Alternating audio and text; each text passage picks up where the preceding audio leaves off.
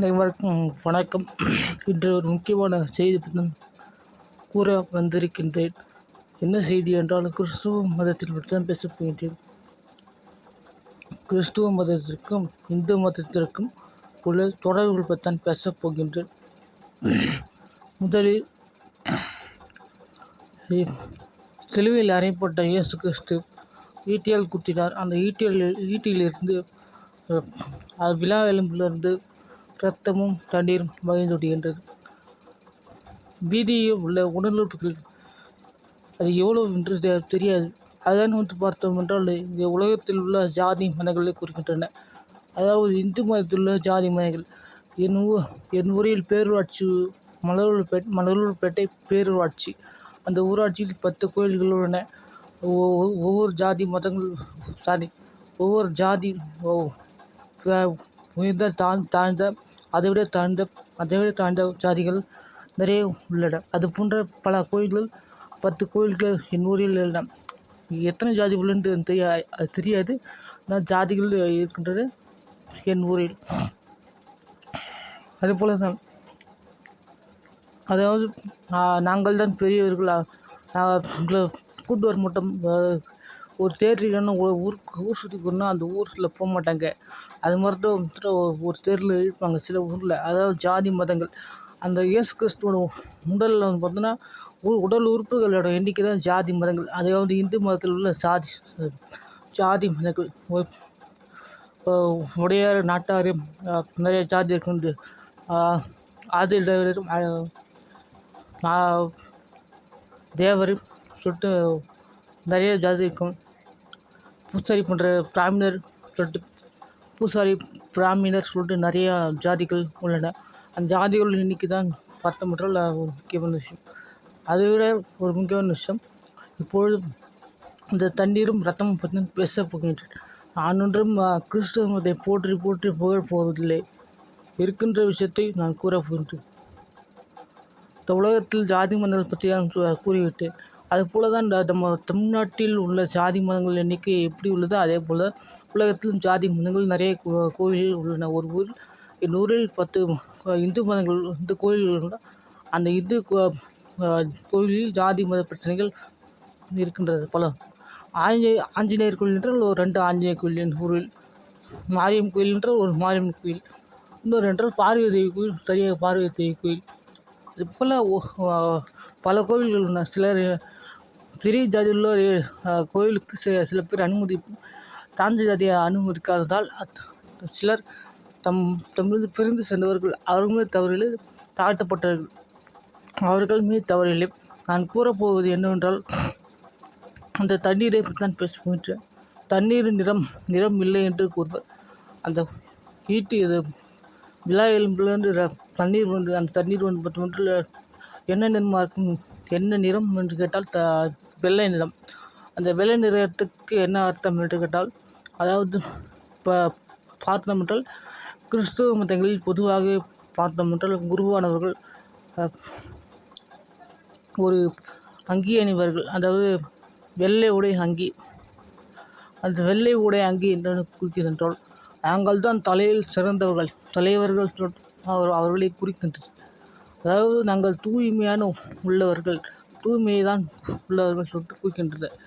ஒரு எலெக்ஷன், அதாவது தேர்தல் வைக்கும்போது நம்ம ஒரு ஊர் என்றால் அது 100 பேர் என்றால் அதில் நிற்போர் 10 பேர் என்றால் 90 பேர் 100 பேர் வாக்களித்து அதை நம்ம தேர்ந்தெடுப்போம். அதன் விதியாக இருக்கும். இப்பொழுது கிறிஸ்துவ மதத்தில் நானே யாரோ ஒருவரை தேர்ந்தெடுப்பது, அவர்களை வைத்துக்கொள்வது வாழ்க்கையில் நடக்கின்ற ஒரு விஷயத்தான் சொல்கின்றேன். அதாவது வெள்ளையாடை உடுத்திருப்பவரெல்லாம் என்னவென்று கூறுவதென்றால், தூய்மை இல்லாதவர்கள் தான் கூற வேண்டும். நான் தூய்மையோடு இருக்கின்ற ஒரு குருவான பதவியில் இருக்கின்றேன். அதாவது குருவானவர்னா நான் தான் உயர்ந்தவன், நான் தான் பார்த்தோன்னா பெரிய ஆள், எல்லாத்தையும் படித்தவன், 10 வருஷத்துக்கு நல்லா படித்தவன், இல்லை படித்து வந்தவன், நான் தான் என்ன தான் பார்த்தா தேர்ந்தெடுத்துருக்காங்க.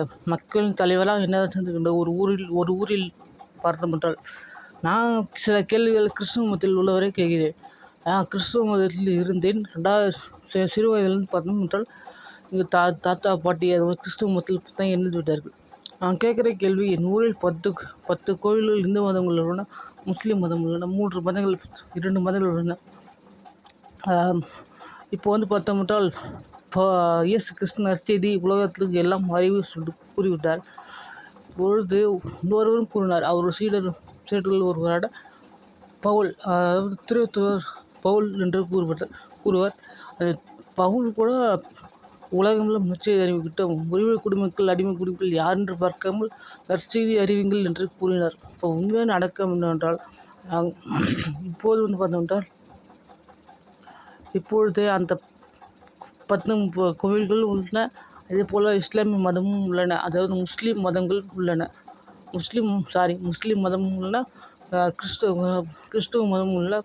கிறிஸ்துவ மதத்தில் பிரிவினைகளும் உள்ளன. அந்த பிரிவினைகளை கூட சரி செய்ய முடியவில்லை. அதே போல் அதே கோவில் என்றால் ஒரு மாரியம்மன் கோயில், ஒரு 5 நிமிடம் நடந்து சென்றால் மாரியம்மன் கோயில். அதே மாரியம்மன் கோயிலிருந்து 5 நிமிடம் நடந்து சென்றால் கிறிஸ்துவ ஆலய கோவில்.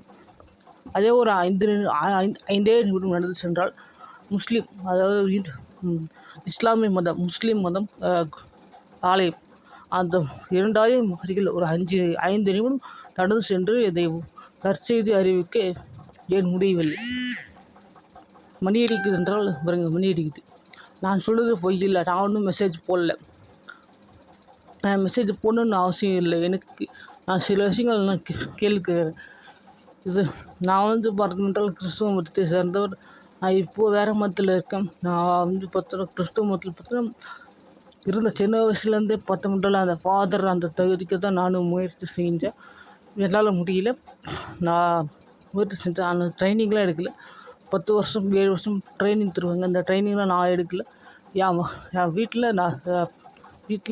கோயிலுக்கு சின்ன உதவி செய்வேன். அந்த என் ஊரில் 10 கோவில் இருக்குன்னா அந்த 10 கோவிலில் நான் ஏன் போயிட்டு நற்செய்தி அறிவிக்கல?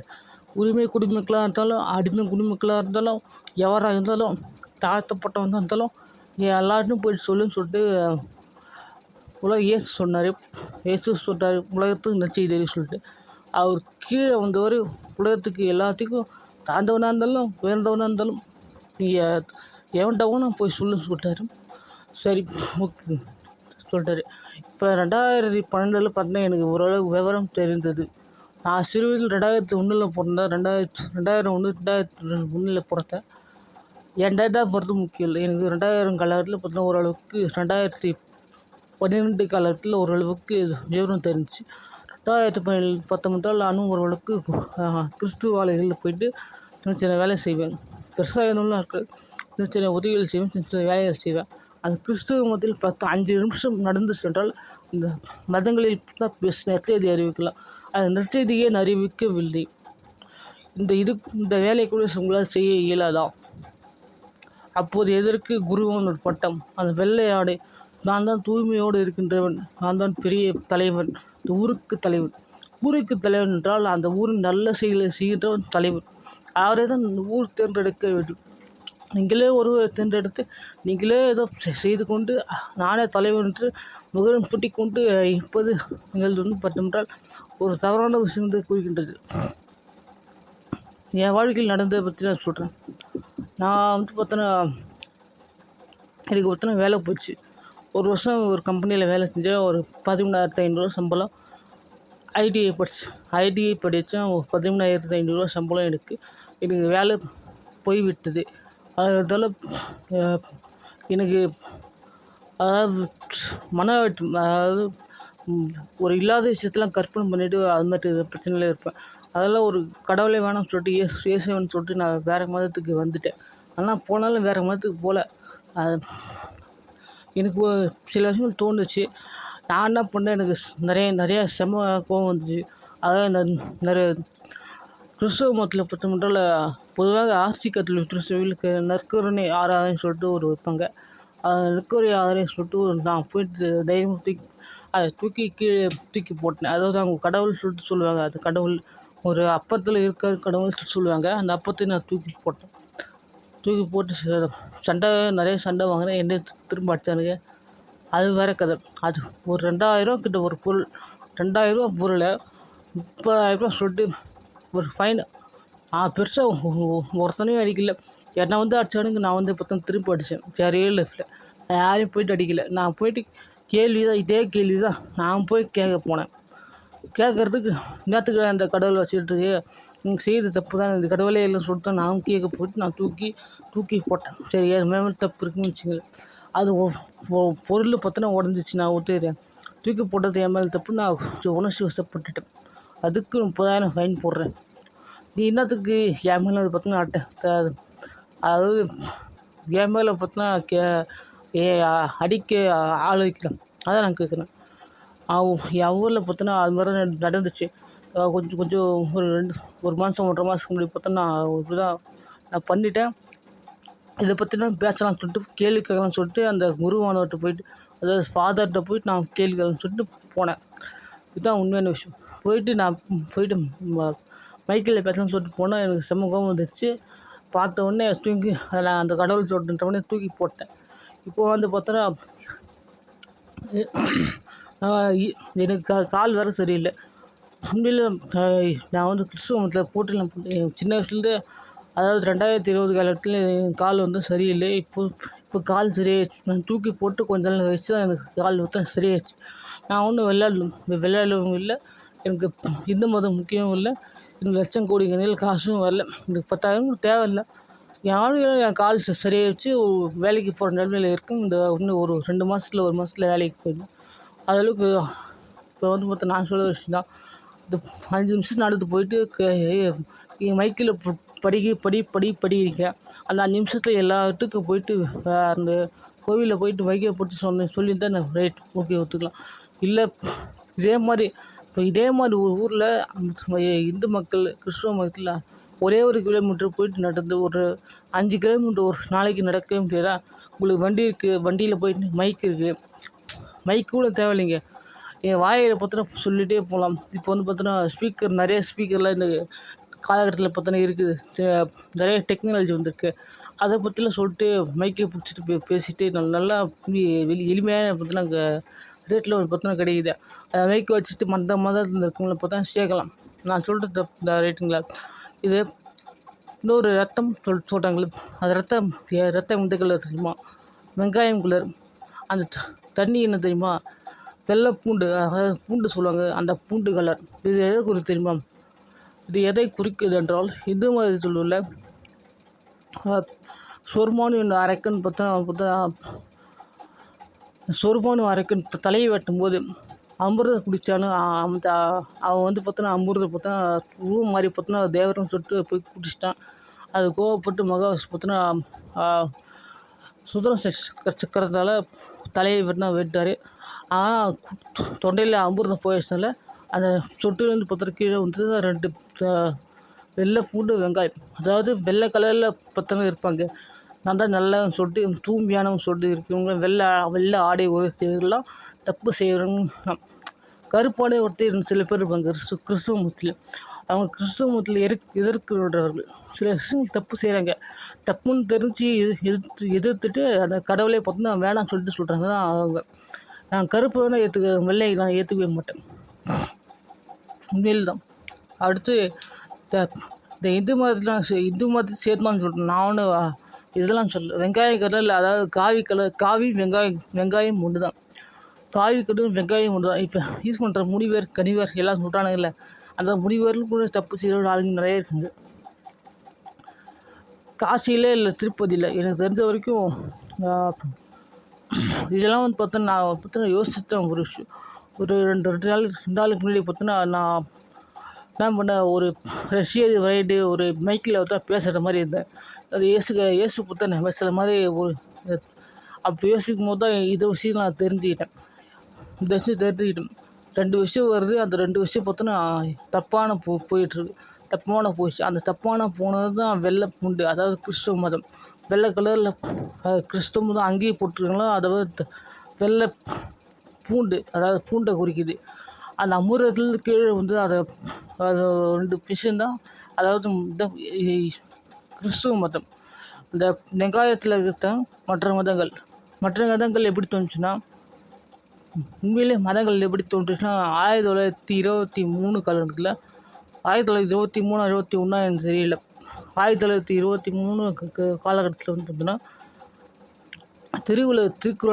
திருக்குறள் எழுதினால அந்த திருக்குறளை எழுதிட்டு ஒரு கட்டு வச்சுட்டு மற்றவங்களுக்கு பார்த்தா சொல்லலாம்னு சொல்லிட்டு போனார். திருக்குறளில் என்னென்ன இருக்காது சொல்லிட்டு நான் சொல்ல வேண்டிய அவசியம் இல்லை.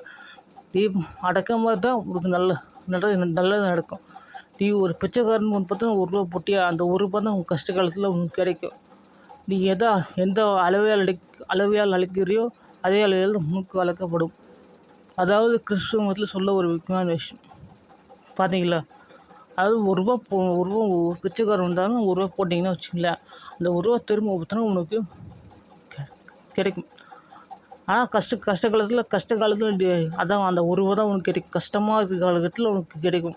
நீ ₹10 போட்டால் அந்த ₹10 கஷ்டமான ஒரு காலத்தில் நீ போயிட்டு கேட்டேன்னா அந்த ₹10 தான் உனக்கு கிடைக்கும். நீ செய்கிற நீ எதை வச்சு அளக்கிறியோ அது அளவில் தான் உனக்கு மற்றவங்களும் அளப்பாங்க. இது வந்து பார்த்தா ஒரு மனசால் இந்த திட்டம்னு வச்சுக்கோங்க. நானும் பலரை திட்டுவேன், அதை மற்றவர்கள் நினைப்பாங்க. இது ஒரு முக்கியமான ஒரு சான்று. மதம் எப்படி தோணுச்சுன்னா இதை பற்றி இந்து மதத்தை பற்றி தான் எழுதுனாரு. நீரின்றி அமையாது உலகு. அதாவது கங்கை நீர் பார்த்தோன்னா நம்ம பாவத்தை எதுக்கல, அந்த பாவத்தை ஏற்றுக்கிறது அந்த நீரின்றி அமையாத உலகு. தண்ணி இல்லாமல் வாழ்க்கையை வாழவே முடியாது. அதுதான் குறிக்குது நீரின்றி அமையாத உலகு.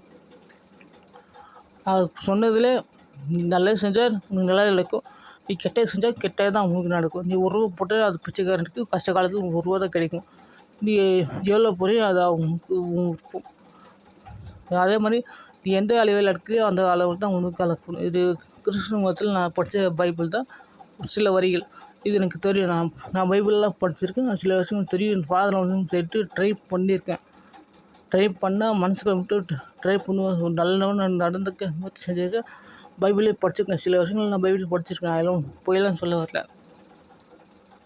நிறைய விஷயம் நானும் செஞ்சு முயற்சி செஞ்சுருக்கேன். ப்ளஸ் இப்போ மதம் எப்படி தோன்றுனா இந்த விஷயத்த அப்படியே போயிட்டு மற்றவங்க சொல்லணும்னு சொல்லிட்டு ஒரு நல்ல நிலைமையில் மற்றவங்களெல்லாம் மாற்றணும்னு சொல்லிட்டு அந்த இடத்துல போனாங்க. அவருக்கு வந்து பார்த்தோன்னா அவர் எப்படி தோன்றாருன்னா கண்ணியின் மகன் இயேசு கிறிஸ்து சொல்லுவாங்க. அதாவது 2 பெண்களுக்கும் பிறந்த குழந்தை தான் அந்த பையன். அதாவது பொண்ணுக்கும் பிறந்த பையன் தான் அந்த இயேசு கிறிஸ்து. அதாவது திருவள்ளுவருக்கு 9 மனைவிகள். அந்த மனைவிகள் கூட சேர்ந்து அறிவிக்க போனார். அவங்க ஒரு அம்மா கூட வந்தாங்க. அவங்க கூட வரும்போது ஒரு 4 பேர் 3 பேர் 4 பேர் புதுசாக ஆட் ஆகிருப்பாங்க. அதாவது கூட்டணியில் 4 பேர் தான் 12 பேர் ஆகிருப்பாங்க. 9 கூட்டல் 4 3 பேர் 4 பேர் எனக்கு தெரியல. 12 பேர் பார்த்தா வந்திருப்பாங்க. 4 பேர் ஆனாங்க. 4 பேர் ஆனானுங்க. அது பைபிளில் பார்த்தா கொடுத்துருப்பாங்க. பிலிப்புன்ற ஒருத்தர் பார்த்தோன்னா 2 பேர் பார்த்தா 2 பேர் வேறு தொட்டு வேலை செஞ்சு திரும்ப பார்த்தோன்னா விட்டு வந்திருப்பாங்க. அதாவது பூசாரி வேலை செஞ்சு ஒரு நல்ல பார்த்தோன்னா வேலை செஞ்சு பார்த்தோன்னா வந்திருப்பாங்க. இப்போ தான் பைபிளில் பார்த்தோன்னா இருக்கும். நற்செய்தி மார்க்கு இந்த நற்செய்தியில் பார்த்தோன்னா இருக்கும். நற்செய்தி நூல்கள் சொல்லிட்டு புதிய ஏற்பாடில் பார்த்தோன்னா கேட்டால் இருக்கும். உண்மையிலே நான் படிச்சிருக்கேன்னு நான் ஒன்றும் விளையாடல. அப்புறம் பார்த்தோன்னா அவங்க பார்த்தோன்னா கேட்குறாங்க, கடவுள்லாம் யார் சொல்லிட்டு கேட்கும்போது இதெல்லாம் சொன்ன உடனே அவர் சொல்ல வேண்டிய விஷயம் என்னென்னா கடவுள் சொல்லிட்டு யாரும் சொல்லவே இல்லை. அதாவது நான் இப்போ வர்றதை பற்றினா ஒரு நல்லொழுக்கம் நல்லதாக அப்படி தான் சொல்லணும்னு சொல்லிட்டு சொல்ல ஆரம்பிச்சார். சொன்னதெல்லாம் ரைட்டு. கடைசியில் அதை பார்த்தோன்னா என்ன ஒரு 2 தப்பு தான். இன்னும் அந்த இந்து மதத்தில் உள்ள கடவுளை பார்த்தோன்னா அவர் சொல்லவே இல்லை. அதுக்கு பதிலாக இந்து மதத்தில் கடவுள் தான் கடவுள், அவர் சொல்கிறது தான் நானும் செய்கிறேன் சொல்லிட்டு அவர் சொல்லலை. அதில் தான் புராணங்கள் தான் படித்து வந்தேன். அது அவர் சொல்லலை. மறந்துட்டார். நற்செய்தி சொல்லுன்னு சொல்லிட்டு நற்செய்தியே பார்த்தோன்னு சொல்லிட்டார். ஒரு தப்பு. 2வது பார்த்தோன்னா அந்த 4 பேர் ஆடானாங்கல்ல, அந்த 4 பேர் ஆடினதில் பார்த்தோன்னா மணி அடிக்குது. அதில் வந்து பார்த்தோன்னா ஒருத்தர் பார்த்தோன்னா கேட்குறாரு, கடவுள் பார்த்தோன்னா யார் தந்தையை எங்களுக்கு காட்டுன்னு சொல்லிட்டு அவர் கேட்டவுடனே கடவுள் பார்த்தா நான் தான், என்னை பார்த்தா கடவுள் 10 மணி, கடவுள் பார்த்தா என்னை 10 மாதிரி சொல்லிட்டாரு. இதுதான் ஒரு முக்கியமான ஒரு தவறு. அந்த தப்பு பண்ணுறதுல இவர் தான் கடவுள் நினச்சிட்டாரு. மற்றவங்க எல்லாத்துக்கும் நற்செய்தி அறிவிக்குன்னு சொல்லிட்டு கிளம்புனாங்க. நற்செய்தி அறிவிச்சு நற்செய்தி அறிவிச்சு திருச்சிவூரை வச்சுங்க. இப்போ ஒரு 1000 கிலோமீட்டர் பார்த்தீங்கன்னா உலகம் எவ்வளோ பெருசு பார்த்தீங்கன்னா எத்தனை கிலோமீட்டர் இருக்குது, எத்தனை எத்தனை கிலோமீட்டர் இருக்குன்னு எனக்கு தெரியாது. கிறிஸ்துவ மதம் பார்த்தீங்கன்னா இருக்கின்றது. அந்த கிறிஸ்துவ மதத்தில் பார்த்தீங்கன்னா சொல்கிற விஷயங்கள்லாம் பார்த்தீங்கன்னா எல்லாத்துக்கும் பூர்த்தி அடையல. உலகத்தில் எல்லாத்துக்கும் சொல்ல முடியல. சில பேர் ஒரு திசையில் பார்த்தீங்கன்னா போயிருக்காங்க. அது எந்த இடத்துல எந்த ஊரில் நடந்துச்சுன்னு சொல்லிட்டு தெரியாது எனக்கு. இந்த நிகழ்வுலாம் எந்த இடத்துல நடந்துச்சுன்னு தெரியாது. ஆனால் போனாங்க 12 பேர் பார்த்தா அத்தியோகன்னு சொல்லிட்டு கேள்விப்பட்டிருக்கேன். அத்தியோகெல்லாம் எனக்கு தெரியாது. எந்த இடத்துல நடந்துச்சுன்னு தெரியாது. அந்த 12 பேர் பார்த்தோன்னா போனாங்க. ஒரு 9 மனைவிகள் கூட பார்த்தோன்னா 4 பேர் பசங்க போனாங்க. ஸ்ட்ரெயிட்டாக பார்த்தோன்னா ஒவ்வொரு விஷயத்துக்கு ஒரு ஊரில் போயிட்டு சொன்னாங்க. அப்படி செய்தியை பரிமாற்றிக்கிட்டாங்க. இதுதான் நடந்த விஷயம். செய்தியை பரிமாற்றிக்கும் போது கேட்டதை பார்த்தா சில விஷயங்கள் மறந்து சில விஷயங்கள் தப்பாக சொல்லுவாங்கள்ல. நம்ம ஒரு விஷயம் சொன்னாலே பார்த்தோன்னா ஒரு வடிவேல் காமெடியில் பார்த்துருப்போம். அந்த வடிவேல் காமெடியில் பார்த்தோன்னா சொம்பில் தண்ணி கேட்டால் சாலைக்கு கேட்டால் சொம்பு தங்கத்தில் சொம்புன்னு சொல்லிட்டு ஒரு பொய்க்கு சொல்லிட்டு ஒரு சண்டை பார்த்தா ஒரு மாதிரி ஒரு காமெடி பிரச்சனை வச்சுருப்பாங்க. அது மாதிரி தான் நம்ம சொல்கிற விஷயத்த வந்துன்னா சில விஷயங்கள் புரியாது. அதெல்லாம் வந்து பார்த்தோன்னா வந்து தான் முஸ்லீம் மதம் இல்லைங்களா. 2வது இதெல்லாம் சொல்லிட்டு கேட்டுட்டு ஒருத்தர் இருந்தார். அவர் என்ன பண்ணாருன்னா ஒரு மரத்தண்டையில் பார்த்து உட்காந்துட்டா அவருக்கு நம்ம பாவமே செய்ய மாட்டோமே, நம்ம செய்கிற தப்பே இல்லையே அப்படின்னு சொல்லிட்டு அவரும் பார்த்தா உட்காந்துட்டார். ஓகேங்களா. இது மாதிரி தான் மதம் உருவாச்சு. சீக்கிய மதம் சொல்லிட்டு ஒரு மதம் இருந்துச்சு. அதாவது ஒரு பானையும் ஒரு பையன் அதில் கடவுளே சொல்லிட்டு கத்துறான். அதுக்குள்ளே சக்தி இருக்குன்னு சொல்லிட்டு நம்பிட்டு அது ஒரு தனி மதமாக மாறிடுச்சு. உண்மையிலே தான். அதாவது ஒரு சீக்கிய மதத்தில் இதுதான். பௌத்த மதம் பார்த்தா முஸ்லீம் மதத்தோட காப்பி தான். வேறு எது பெருசாக இருக்காது. முஸ்லீம் மதம் பெருசாக காப்பி தான். கிருஷ்ண மதம் காப்பி தான் முஸ்லீம் மதம். முஸ்லீம் மதம் காப்பி தான் பௌத்த மதம். இதுதான் எனக்கு தெரிஞ்ச வரைக்கும். சீன மதங்கள்லாம் பார்த்தீங்கன்னா அது புத்த மதத்துலேருந்து காப்பி அடிச்சது. அந்த மதத்துலேருந்து பார்த்தீங்கன்னா காப்பி அடிச்ச ஒரு விஷயம் தான் இந்த மதங்கள் தான். இந்த மதங்கள் பார்த்தோன்னா இப்படி தோன்றியது பார்த்தோன்னா இப்படி தான் இது முதல்ல வந்துச்சு. அவங்க நம்பி சொன்னதை பார்த்தோன்னா சில விஷயங்கள் ஒரு மண்டிக்குது. அவங்க நம்பிட்டு பார்த்தா சொன்னாங்க கடவுள் இவர் தான் சொல்லிட்டு நம்பிட்டு ஏற்றுட்டு மற்றவங்க எல்லாத்துக்கும் நற்செய்தி அறிவிக்குன்னு சொல்லிட்டு சொன்னாங்க. அவங்க நடந்த விஷயத்துல எல்லாம் முக்கியதாங்க. இது மாதிரி தான் தப்பு நடந்துச்சு. புத்த மதம் உருவாச்சு, முஸ்லீம் மதம் உருவாச்சு, மற்ற மதம் உருவாச்சு. ஏன் பார்த்தோன்னா முஸ்லீம் மதம் தொப்பி போடுறாங்கன்னு சொல்லிட்டு நான் ஒரு ரீசன் சொல்கிறேன். அந்த காலகட்டத்தில் வந்து பார்த்தோன்னா மொட்டை அடிப்பாங்க. அதாவது கடவுளுக்கு பார்த்தா முடி இருந்தால் பிடிக்காது. இல்லை உண்மையிலே தான் முடி இருந்தால் பார்த்தோன்னா முடி பிடிக்காதுன்னு சொல்லிட்டு நான் தான் பெரிய கிங்கு, நான் தான் பெரிய ஆள், கடவுளோட பெரிய ஆள் சொல்லிட்டு மொட்டை அடிப்பாங்க. நான் தான் கடவுள்கிட்டயே பார்த்தோன்னா நான் வந்து தாண்டியே பண்ணிச்சு. முடியை வெட்டுவாங்க, முடியை மொட்டை அடிப்பாங்க. திருப்பதியில் மொட்டை அடிப்பாங்கன்னு சொல்லிட்டு தெரியும், நம்ம எல்லாத்துக்கும் கொஞ்சம் தெரியும். அதுபோல் தான் திருப்பதியிலே 17 மொட்டை அடிப்பாங்க. மொட்டை அடிக்கிற பாரம்பரியம் பார்த்தீங்கன்னா அப்போதைக்கு இருந்துச்சு. அதுபோல் தான் வந்து பார்த்தோன்னா அந்த மொட்டை அடிக்கிறதும் சில விஷயங்கள் பார்த்தோன்னா கதையில் பார்த்தோன்னா வந்து சில பேர் அப்படி தான் சொல்லிட்டாங்க. இந்த தொழில் நம்ம என்ன பண்ணலாம், நம்ம துணியை வச்சு மாற்றலாம்னு சொல்லிட்டு தலையில் பார்த்தா தொப்பி போட ஆரம்பிச்சாங்க. அந்த தொப்பி போட்டது தான் அது விஷயம், வேறு எதுவும் இல்லை. நான் சொல்கிற சிங்க் ஆகுதுங்களா அதை பாருங்க. நான் சொல்கிறதுல தலையில் பார்த்தோன்னா துணியை மொட்டை அடிச்சிடுவாங்க. அந்த காலகட்டத்தில் பனையில் பார்த்தா மொட்டை அடிப்பாங்க. இந்த காலத்தில் இருக்குது. அந்த காலத்தில் பார்த்தா எந்த மதத்தில் எந்த கோயிலில் மொட்டை அடிப்பாங்கன்னு தெரியாது. ஆனால் கடவுள்கிட்ட முடி இருந்தால் பிடிக்காது, அதெல்லாம் மொட்டை அடிப்பாங்க. ஒரு நல்ல விஷயம் தான் இந்த காலகட்டத்தில். பழைய காலகட்டத்தில் அதே மாதிரி தான் இந்த காலகட்டத்தில் பழனிக்கு மொட்டை அடிக்கிறாங்க. கடவுளே நான் உன் அடிமைன்னு சொல்லிட்டு நான் ஒன்றும் பெரிய ஆள்லாம் இல்லை, நான் சாதாரண மனுஷன் தான், ஒன்று நம்பி தான் இருக்கும். என்னை மன்னிச்சுட்டு முடிக்காணிக்கு தருவாங்க. அதாவது முடி தான் முடிவு சொல்லிட்டு ஒரு கதையில் பற்றின இருக்குது. அது வேறு கதை. முடினா முடிவு, இதுதான் ஒரு விஷயம். அந்த காலகட்டத்தில் முடிவு அப்படி தான் எடுத்துடுவாங்க. உன்னோட பார்த்தோன்னா நீ இல்லாமல் நாங்கள் இல்லை, மூச்சு காட்டுன்னு கூட முடியாது. அது மாதிரி ஒரு நம்பிக்கை பார்த்தோன்னா அது மாதிரி தான் இருந்துச்சு. நான் ஒன்றும் விளையாடலாம் பார்த்தோன்னா இல்லை, அது மாதிரி நம்பிக்கை இருக்கும்போது அதை பார்த்து நம்ம துணியை போட்டு தலையை மாற்றிட்டா அது போல் தொப்பி போடுவாங்க. இஸ்லாமிய மதத்தில் அந்த ஐயப்ப சாமி 40 நாள் விரதம் சொல்லுவாங்கல்ல, அந்த 40 நாள் விரதம் தான் கிறிஸ்துவ மதம். அந்த கிறிஸ்துவ மதத்துலேருந்து பார்த்தோன்னா முஸ்லீம் மதம். முஸ்லீம் மதத்துலேருந்து இந்த 3 மதத்துலையும் அந்த 40 நாள் விரதம் இருப்பாங்க. அது 40 நாள் விரதம் மீறலாம் புரோட்டாஸ் மாதம் விரதம் இருப்பாங்க. கறி சாப்பிடாம இருப்பாங்க. சில விரதம் இருப்பாங்க. கந்த சஷ்டிலாம் விரதம் இருப்பாங்க. அதே மாதிரி விரதம் இருப்பாங்க. அந்த விரதத்தில் பார்த்தீங்கன்னா ஐயப்பன் போனால் 40 நாள் விரதம். அந்த 40 நாள் விரதத்தில் காப்பி தான் முஸ்லீம் கிறிஸ்டின். இதே நடந்த விஷயம். அவனுக்கு வேலை இல்லை. இதெல்லாம் பார்த்தா நான் ஒரு ஆராய்ச்சியாளர்லாம் இல்லை. நான் ஒரு வீணாக போன தண்டம். இதெல்லாம் சொன்னதே கடவுள் தான். அவன் அதை பார்த்தா வேஸ்ட்டு. அதுக்கு பார்த்தா இயேசு கிறிஸ்து எனக்கு பிடிக்கல. அதை இயேசு கிறிஸ்து சிலுவையில் அரைஞ்சாங்களா எனக்கு அரைஞ்சாங்களா அரைகளான்னு சொல்லிட்டு எனக்கு தெரியுது. அவன் செத்து போனான்னு எனக்கு தெரியுது. நடந்த விஷயத்த நான் சொல்லிட்டேன். எனக்கு தெரிஞ்ச விஷயத்த நான் சொல்ல முடியும், சொல்லிட்டேன். என் கண்ணெல்லாம் பார்க்குறீங்க. ஒரு வெள்ளை கலர் ஆடை செஞ்சால் பார்த்தீங்கன்னா அது ரொம்ப தப்பான விஷயம். வெள்ளை கலரில் ட்ரெஸ்ஸு எவன் போட்டாலும், ஒரு அரசியல்வாதி போட்டாலும் அவன் மேலே தப்பு இருக்குது. நான் 100% சொல்கிறேன்.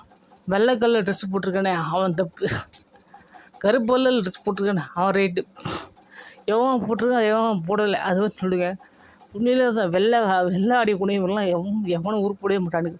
நம்ம தமிழ்நாட்டில் வெள்ளை வேஷ்டி வெள்ளை சட்டை போடுவானுங்க. இல்லை சில ஒவ்வொருத்தரும் ஒவ்வொரு மாதிரி போடுவானுங்க. அது மாதிரி தான் நான் சொல்ல வருது. வெள்ளை கலரில் நான் தான் புத்தம் புதிய பெரிய தலைவன் சொல்கிறான்லாம். அதான் நல்லவன் வெள்ளை கலர் ட்ரெஸ் போடுறவன்லாம் தப்பு தான் பண்ணுவானுங்க.